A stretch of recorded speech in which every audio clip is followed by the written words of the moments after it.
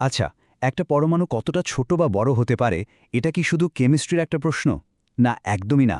এটা আসলে পুরো মহাবিশ্ব কিভাবে তৈরি তা বোঝার একটা চাবিকাঠি। কেন কিছু মৌল একসাথে মিশে যায় আর কিছু যায় না, এর অনেকটাই কিন্তু নির্ভর করে তাদের আকারের উপর। আজকের এই বিশ্লেষণে আমরা পরমাণুর এই রহস্যময় জগতের আরও গভীরে যাব। চলুন শুরু করা যাক। তো প্রশ্নটা কিন্তু খুবই সহজ, যেটা আমরা খালি চোখে দেখতেই পাই না, সেটার আকার মাপব কী করে? পরমাণু তো আমাদের কল্পনারও বাইরে, এতটাই ছোট। কিন্তু রসায়নবিদরা হাল ছাড়ার পাত্র নন। তারা কিছু দারুণ কৌশল বের করেছেন, যা আমরা এখনই দেখব। ব্যাপারটা হলো, একটা পরমাণুর আকার মাপা কিন্তু বেশ কঠিন। কেন? কারণ এর কোনো ধার বা কিনারা নেই। ইলেকট্রনগুলো নিউক্লিয়াসের চারপাশে এমনভাবে ছড়িয়ে থাকে, ঠিক যেন ধোঁয়ার একটা মেঘ। তাই এর ব্যাসার্ধ সরাসরি মাপা প্রায় অসম্ভব। তো এই সমস্যার একটা সমাধান তো বের করতে হবে, তাই না? বিজ্ঞানীরা একটা কার্যকরী সংজ্ঞা তৈরি করেছেন। পারমাণবিক ব্যাসার্ধ হল নিউক্লিয়াসের কেন্দ্র থেকে ওই ইলেকট্রন মেঘের সম্ভাব্য শেষ সীমা পর্যন্ত দূরত্ব। তবে হ্যাঁ, এটা কিন্তু একটা আনুমানিক পরিমাপ, কারণ ওই মেঘের তো কোনো নির্দিষ্ট শেষ সীমানা নেই। যেহেতু একা একটা পরমাণুকে মাপা যাচ্ছে না, বিজ্ঞানীরা একটা দারুণ বুদ্ধি বের করেছেন। তারা কি করেন? যখন দুটো পরমাণু একসাথে জুড়ে যায় বা বন্ড তৈরি করে, তখন তাদের কেন্দ্র দুটোর মধ্যে দূরত্বটা মেপে নেন। এটাই হয়ে যায় আমাদের পারমাণবিক রুলার। কিন্তু সব পরমাণু তো আর একইভাবে জুড়ে থাকে না, তাই না? তাই পরমাণুটা কেমন তার ওপর নির্ভর করে মাপার পদ্ধতিও একটু বদলে যায়। যেমন অধাতুর জন্য আছে সমযোজী ব্যাসার্ধ, আর ধাতুর জন্য ধাতব ব্যাসার্ধ। চলুন দুটো উদাহরণ দেখলেই ব্যাপারটা পরিষ্কার হয়ে যাবে। ধরুন ক্লোরিন অণুর কথা। দুটো ক্লোরিন পরমাণু একসাথে লেগে আছে।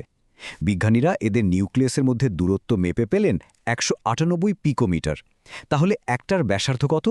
খুবই সোজা, এর ঠিক অর্ধেক, মানে 99 পিকোমিটার। দেখলেন তো, ব্যাপারটা আসলেই কত সহজ। ধাতুর বেলাতেও কিন্তু নিয়মটা একই। যেমন ধরেন সোডিয়াম। একটা সোডিয়াম ক্রিস্টালে দুটো পাশাপাশি পরমাণুর কেন্দ্রের দূরত্ব পাওয়া গেল 372 পিকোমিটার। তাহলে সোডিয়ামের ব্যাসার্ধ কত হবে? ঠিক ধরেছেন, এর অর্ধেক, 186 পিকোমিটার। আচ্ছা, যে পর্যায় সারণীতে তো আমরা মাপার পদ্ধতি দেখলাম, এখন শুরু হবে আসল মজা। পর্যায় সারণী বা পিরিয়ডিক টেবিলকে বলা যায় পরমাণুর আকারের একটা ম্যাপের মতো। এখানে কিছু মজার নিয়ম আছে, যা জানলে যে কেউ বলতে পারবেন কোন পরমাণুটা ছোট আর কোনটা বড়। চলুন সেই নিয়মগুলোই জেনে নিই। প্রথম নিয়মটা খুবই সোজা। পর্যায় সারণীর যে কোনো একটা সারিতে, মানে পর্যায়ে, আপনি যখন বাম দিক থেকে ডান দিকে যাবেন, পরমাণুর আকার আস্তে আস্তে ছোট হতে থাকবে। এই চার্টটা দেখুন, কি দারুণভাবে ব্যাপারটা বোঝা যাচ্ছে। দেখেন, লিথিয়ামের আকার যেখানে 152 পিকোমিটার, সেই একই লাইনে যেতে যেতে ফ্লুরিনের আকার কমে গিয়ে দাঁড়িয়েছে মাত্র 72 পিকোমিটারে। প্রায় অর্ধেকেরও বেশি কমে গেছে। কিন্তু কেন এমন হয়? এর কারণটা লুকিয়ে আছে নিউক্লিয়াসের ভেতরে। যখন আমরা বাম থেকে ডানে যাই, নিউক্লিয়াসে প্রোটনের সংখ্যা বাড়তে থাকে। ভাবুন তো, নিউক্লিয়াসটা যেন একটা চুম্বক, আর ইলেকট্রনগুলো হলো লোহার কণা। প্রোটন যত বাড়ছে, চুম্বকের শক্তিও তত বাড়ছে। ফলে এটা বাইরের ইলেকট্রনগুলোকে আরও বেশি জোরে নিজের দিকে টেনে নেয়, আর পরমাণুটাও যেন একটু গুটিয়ে যায়, মানে ছোট হয়ে যায়। তো বাম থেকে ডানে গেলে ছোট হয়, এটা তো বুঝলাম। এবার চলুন দেখি দ্বিতীয় নিয়মটা কি। পর্যায় সারণীতে ওপর থেকে নিচে নামলে কি হবে? ঠিক এর উল্টোটা ঘটে। পরমাণুর আকার ক্রমান্বয়ে বড় হতে থাকে। এই টেবিলটা দেখলেই ব্যাপারটা একদম জলের মতো পরিষ্কার হয়ে যাবে। দেখুন, লিথিয়ামের ইলেকট্রন স্তর আছে দুটো, আর ব্যাসার্ধ 152 পিকোমিটার। ঠিক তার নিচে সোডিয়ামের স্তর হলো 3টা, আর ব্যাসার্ধও বেড়ে হলো 186। এরপর পটাশিয়ামের ক্ষেত্রে স্তর 4টা, আর ব্যাসার্ধ আরও বেড়ে 227 পিকোমিটার। দেখছেন তো কেমন ধাপে ধাপে বাড়ছে? এর কারণটা কিন্তু আরও সোজা। গ্রুপের নিচে নামা মানেই পরমাণুতে একটা করে নতুন ইলেকট্রন স্তর বা শেল যোগ হওয়া। নতুন একটা স্তর যোগ হওয়া মানেই নিউক্লিয়াস থেকে বাইরের ইলেকট্রনের দূরত্ব বেড়ে যাওয়া।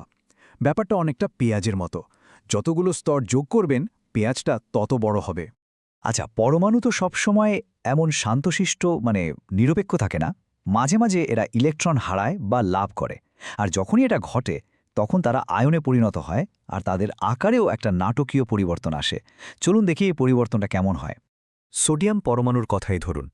এর ব্যাসার্ধ 186 পিকোমিটার। এখন এটা যখন তার বাইরের স্তরের একটা ইলেকট্রনকে ছেড়ে দেয়, মানে ক্যাটায়ন বা পজিটিভ আয়ন হয়ে যায়, তখন কি হয়? এর আকারটা এক লাফে কমে গিয়ে হয় মাত্র 102 পিকোমিটার।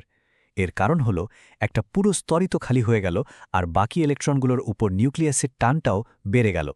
আর অ্যানায়ন মানে নেগেটিভ আয়নের ক্ষেত্রে ঘটে ঠিক তার উল্টো ঘটনা।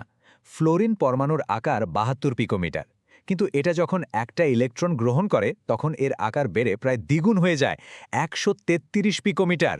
কেন? কারণ নতুন যে ইলেকট্রনটা এলো সেটা অন্য ইলেকট্রনগুলোর সঙ্গে একটা বিকর্ষণ বা ধাক্কাধাক্কি তৈরি করে, ফলে পুরো ইলেকট্রনের মেঘটা ফুলে ফেপে বড় হয়ে যায়।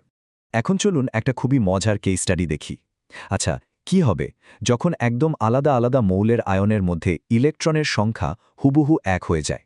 রসায়নের ভাষায় এই ব্যাপারটাকে বলে আইসো ইলেকট্রনিক সিরিজ। এই টেবিলটা দেখুন, নিউক্লিয়ার চার্জের ক্ষমতাটা কি দারুণভাবে বোঝা যাচ্ছে। খেয়াল করে দেখুন, এখানে প্রত্যেকটা আয়নের কিন্তু ঠিক 10টা করে ইলেকট্রন আছে, কিন্তু তাদের নিউক্লিয়াসে প্রোটনের সংখ্যা আলাদা। যেমন নাইট্রোজেনের আছে 7টা প্রোটন আর ম্যাগনেসিয়ামের 12টা। ফলাফলটা কি? যার প্রোটন বেশি, মানে যা নিউক্লিয়াসের শক্তি বেশি, সে ইলেকট্রনগুলোকে তত জোরে টানছে, আর আয়নটাও তত ছোট হচ্ছে। দেখুন ম্যাগনেসিয়াম আয়নটা কিভাবে সবচেয়ে ছোট হয়ে গেছে। তাহলে মূল ব্যাপারটা হলো প্রোটন আর ইলেকট্রনের মধ্যে একটা টানাটানির লড়াই। ইলেকট্রনের সংখ্যা এক থাকলেও যার নিউক্লিয়াসে প্রোটন বেশি সেই এই লড়াইয়ে জিতবে। তার আকর্ষণ শক্তি ইলেকট্রন মেঘটাকে বেশি করে চেপে ধরবে আর আয়নটাও সবচেয়ে ছোট হবে। বাহ, আমরা তো অনেক কিছুই জেনে ফেললাম।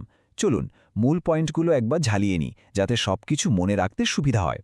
মনে রাখার মতো বিষয়গুলো হলো ক্যাটায়ন মানে পজিটিভ আয়ন তার মূল পরমাণুর চেয়ে সবসময় ছোট হয়, আর অ্যানায়ন মানে নেগেটিভ আয়ন সবসময় বড় হয়। গ্রুপে উপর থেকে নিচে নামলে নতুন স্তর যোগ হয়, তাই আকার বাড়তে থাকে। আর আইসো ইলেকট্রনিক আয়নের ক্ষেত্রে যার নিউক্লিয়ার চার্জ বা প্রোটন সংখ্যা বেশি, তার আকার তত ছোট। আর হ্যাঁ, একই মোলের ক্ষেত্রে পজিটিভ চার্জ যত বাড়বে আয়নটাও তত ছোট হতে থাকবে। তাহলে শেষ প্রশ্নটা হলো, এই যে আমরা আকার নিয়ে এত কথা বললাম, এটা কি শুধুই একটা সংখ্যা? একদমই না।